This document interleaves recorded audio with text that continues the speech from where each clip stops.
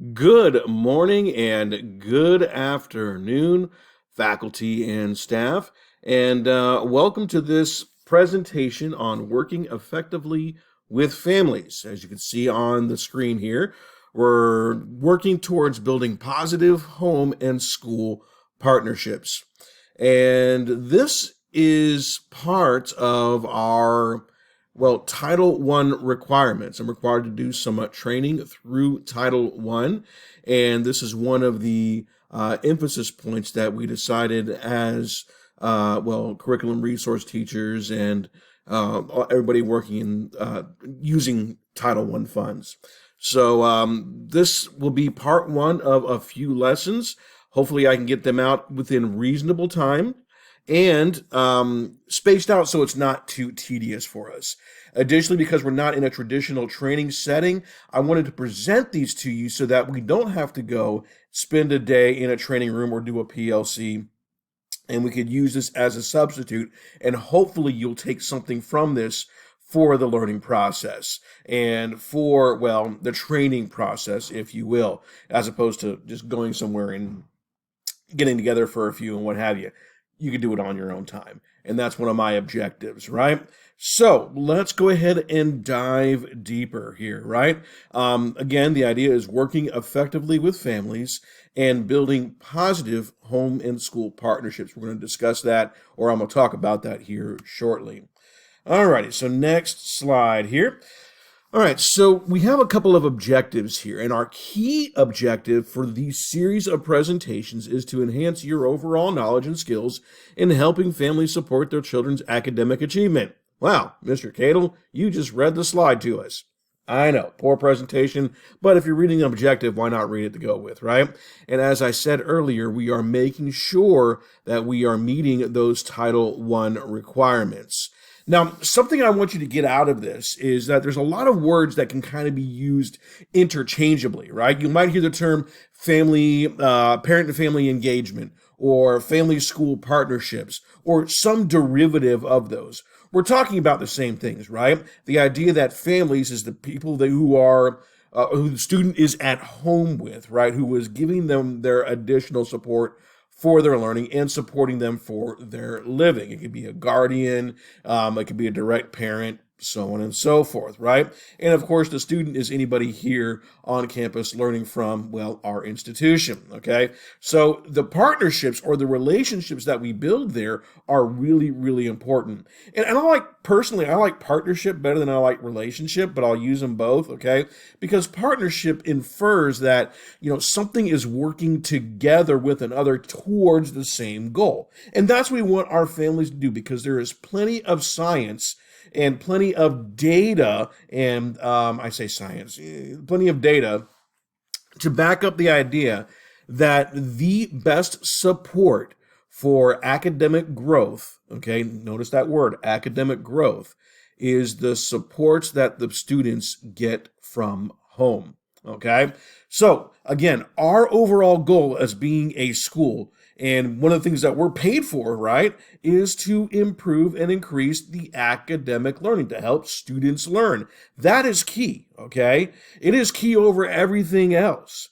But we've got to do our jobs to figure out what elements we want to use to make that happen, and do its best, right? And be at its best, okay? And that's why we've chosen the family partnerships, because that is such a huge element into supporting the growth, right? Now, real quick, I did want to mention our mission statement, because I wanted to point out something here, right? So our school's mission, in other words, this is what we're wanting to do, is to educate all students in a safe and supportive learning environment that will develop lifelong learners and productive citizens. We are one school, one team with one goal, which is to prepare our students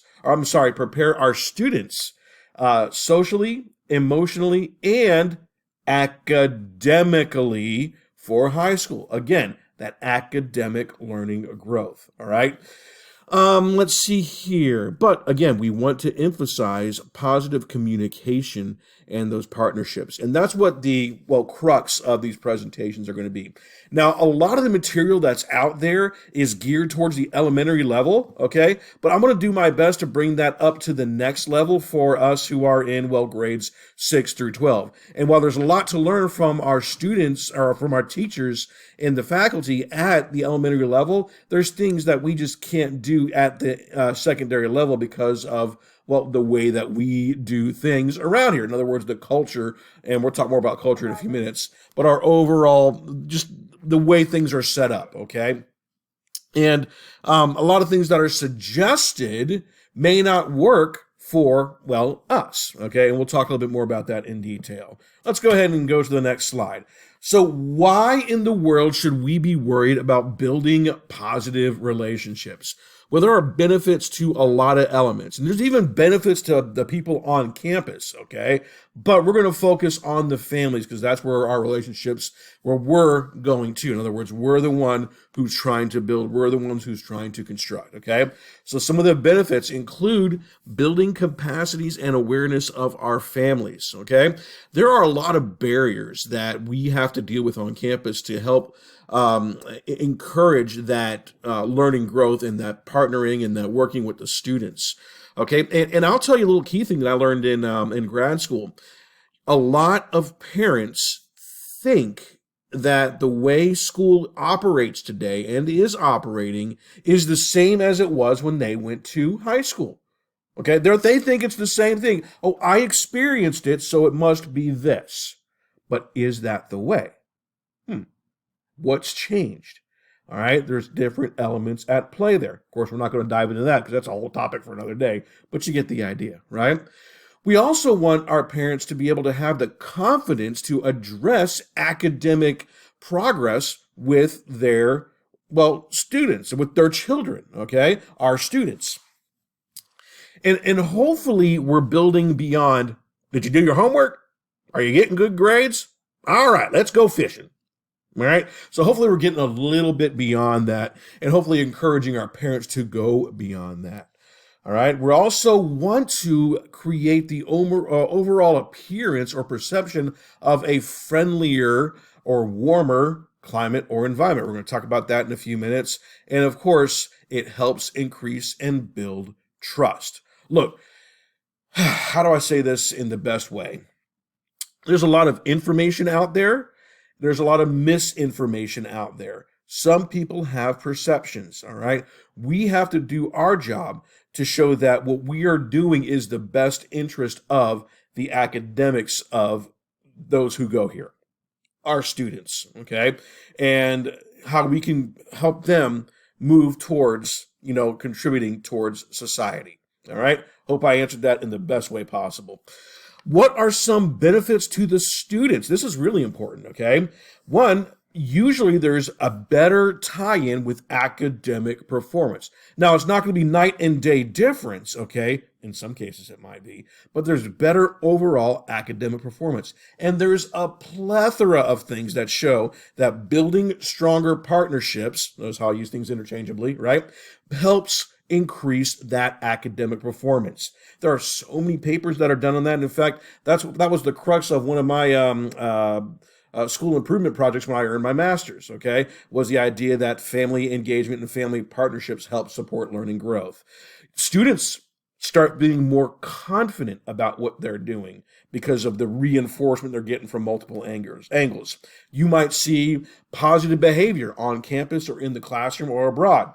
They're not going to be perfect angels sitting with their hands on their desk.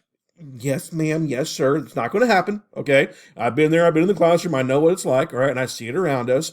But overall, an increased behavior. You're going to see increased self-esteem, increased self-efficacy. That's huge, right? Children be able to speak up for themselves without being argumentative, okay? More specifically to the things that they need or might need, especially in the classroom to help them out that people may not be aware of, all right? Improve social skills. And then finally, I did want to talk about intrinsic motivation. It's crazy how intrinsic motivation works, right? That's that kind of that personal drive, that motion, that motivation to do it for yourself. All right. That and it's crazy because I used to not really believe this in the students, and then I started experiencing things like when I did the All Pro Dads, Mr. Cadle, when you're going to have all-star dads, and the students would ask me because they were so excited. They had that intrinsic motivation to build that relationship and build that better bond with their parents through the stuff that we were doing at All Pro Dad. And I was like, wow, the kids are getting it. And in fact, a lot of the advice that we're getting for the CRT and our parent family engagement is to help is to drive that intrinsic motivation so the students want to do it, so on and so forth. Okay. So I just thought I'd stick that little plug in there. All righty. So what are some elements for building stronger relationships? All right. I'm going to do this quote. This came from Atwell. Let's see. This was in a recent study in a recent book. School partnerships rely on a culture and a climate that welcomes all families and invest time in building relationships between school staff, students, and families. All right. So if you have studied business, if you have studied schools and operations and maybe working on that master's degree or what have you, you might hear the terms climate and culture. What exactly is climate and culture? And again, this is not a deep study on this. I just wanted to kind of hash on this, right?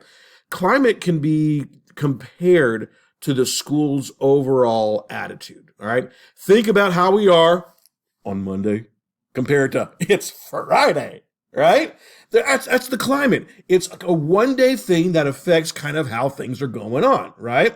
How are we a week before Christmas and a week before summer or a week before spring break compared to that first day after spring break, all right?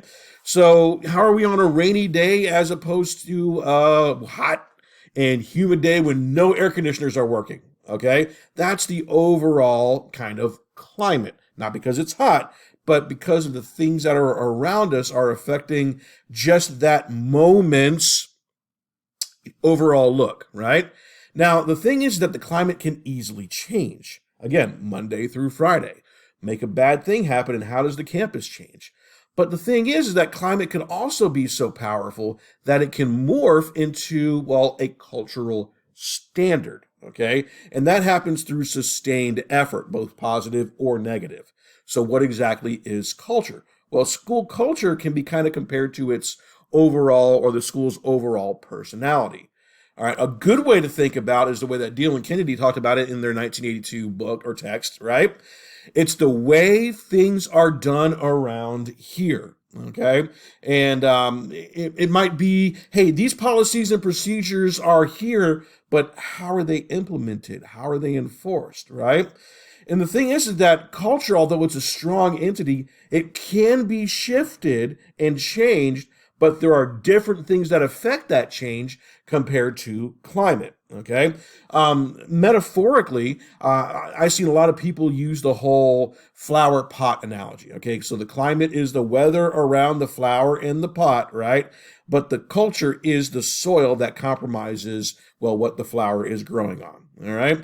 Now, the interesting thing is that just because we have an overall culture somewhere, there might be some subcultures elsewhere. All right. There might be, let's just say, for example, I'm not pointing any figures, right? Or what have you. Let's just say that there's a school that everybody gets along with everybody, that they all work together towards working towards the same thing, and they're all working as one unit to achieve student learning growth. But there might be like 3 or 4 people who are, oh man, it's Friday. Oh man, I am so tired this week. And that small subculture, right, starts kind of, it might be limited to its own thing, but maybe it passes its little dealies off to somebody else, right? So there might be little subcultures that could affect things negatively or positively or indifferently for that matter. All right. Again, if you want to study more on cultures and subcultures, there's a lot of good sources out there. In fact, I was using, there it is, when I was in, getting my master's from St. Leo, we studied school culture and rewired exclusively. And if you want more information on that, just email me and boom, I'll get you the authors on that one. Really, really good book there for, especially if you're studying for that master's or doctorates or what have you. All right, let's see here. Elements for building stronger relationships. Now, the good news is this is my final slide, the slide you've been waiting for. All right, and I'm going to talk to you about what's next and what's expected here in just a few moments. So, factors that construct are affecting, all right? So it's ongoing. I don't want to use the A, affecting, because it hasn't already happened, but it's ongoing, E, affecting, right? The construction of stronger relationships. Again, this comes from Atwell. And you can see that here. So I'm not going to spend too much time emphasizing everything around us, right? But I did want to talk about opportunities. Opportunities are available everywhere, all right, for building relationships and forming those better partnerships, right? There are things we can be doing that help support that. Now, one of the ideas is that we need to do the things that are within our realm and our scope of ability to do as such, right?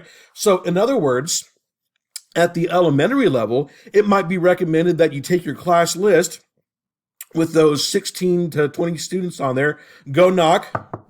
Hello, I am so-and-so, so-and-so is your new teacher for the year. I just wanted to come out and meet you and introduce myself personally to you here at your home.